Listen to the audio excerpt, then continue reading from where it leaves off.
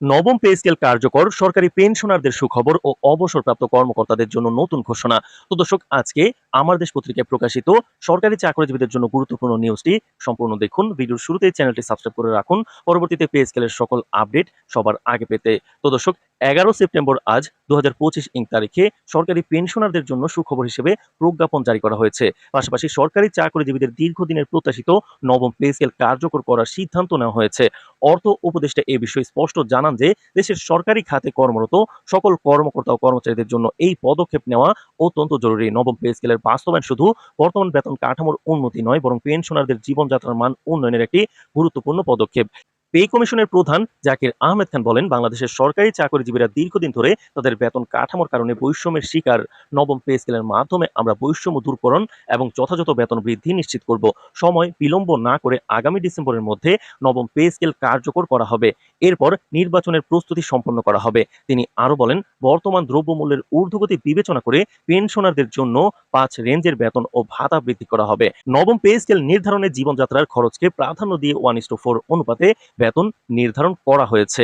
গতকাল যমুনায় অনুষ্ঠিত এক জরুরি বৈঠকে অবসরপ্রাপ্ত সরকারি কর্মকর্তাদের দুঃখ ও কষ্টের বিষয়ে এবং কর্মচারীদের বেতন বৃদ্ধি সংক্রান্ত বিস্তারিত আলোচনা হয়েছে। পে কমিশনের সদস্যরা ইতিবাচক মন্তব্য করেছেন এবং জানিয়েছেন যে পেনশনারদের ও কর্মচারীদের বেতন বৃদ্ধির বিষয়টি ধাপে ধাপে কার্যকর করা হবে। তাদের পরিকল্পনা অনুযায়ী আগামী ডিসেম্বরের মধ্যে প্রজ্ঞাপন আকারে চূড়ান্ত ঘোষণা প্রকাশিত হবে। তো দর্শক, ভিডিওটির এই পর্যায়ে এসে এখন পর্যন্ত যারা চ্যানেলটি সাবস্ক্রাইব করেননি, মহার্ঘ ভাতা এবং নবম পে স্কেল সংক্রান্ত সকল আপডেট পেতে চ্যানেলটি সাবস্ক্রাইব করে ভিডিওটি কন্টিনিউ করুন। তো দর্শক, সরকারি কর্মকর্তাদের দাবি ছিল নির্বাচনের আগে সকল কার্যপ্রক্রিয়া সম্পন্ন করা অপরিহার্য। পে কমিশনও দ্রুত সময়ের মধ্যে নবম পে স্কেল বাস্তবায়নের উদ্যোগ নিয়েছে। সূত্র জানিয়েছে, ইতিমধ্যেই 5টি বৈঠক সম্পন্ন হয়েছে এবং নতুন একটি বৈঠক আয়োজন করা হয়েছে, যা চূড়ান্ত ঘোষণার জন্য গুরুত্বপূর্ণ। প্রতিটি বৈঠকে আলোচিত হয়েছে বেতন বৃদ্ধি এবং দ্রুত সময় কার্যকর করার পরিকল্পনা।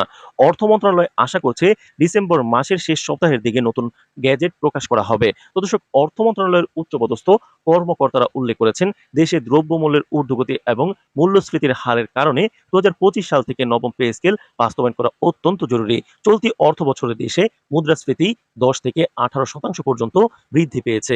প্রতি বছরে সরকারি কর্মচারীদের বেতন 5% বৃদ্ধি হারে করা হলেও দ্রব্যমূল্যের সঙ্গে তা সামঞ্জস্যপূর্ণ নয়। অতিরিক্তভাবে চলতি বছরে দ্রব্যমূল্য 20% পর্যন্ত বৃদ্ধি পেয়েছে।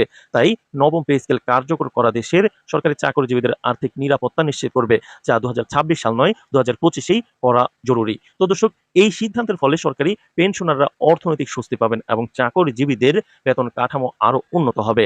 নবম পে স্কেলের বাস্তবায়ন শুধু বর্তমান চাকরিজীবীদের জন্য নয়, অবসরপ্রাপ্ত কর্মকর্তা ও পেনশনারদের জন্য দীর্ঘমেয়াদে সুবিধা বয়ে আনবে।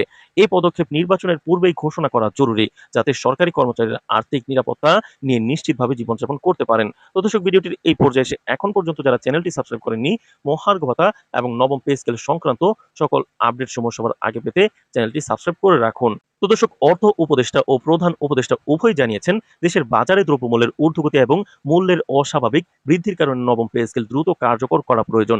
এই প্রজ্ঞাপন সরকারি খাতে চাকরিজীবীদের এক যুগান্তকারী সিদ্ধান্ত হিসেবে গ্রহণ করা হচ্ছে। ডিসেম্বরের শেষের দিকে চূড়ান্ত ঘোষণা প্রকাশের পর সরকারি কর্মকর্তারা নতুন বেতন কাঠামো অনুসারে বেতন ও ভাতা পাবেন। এটি পেনশনারদের জন্য বড় স্বস্তির খবর, যারা দীর্ঘদিন ধরে বেতন বৃদ্ধির প্রতীক্ষায় ছিলেন।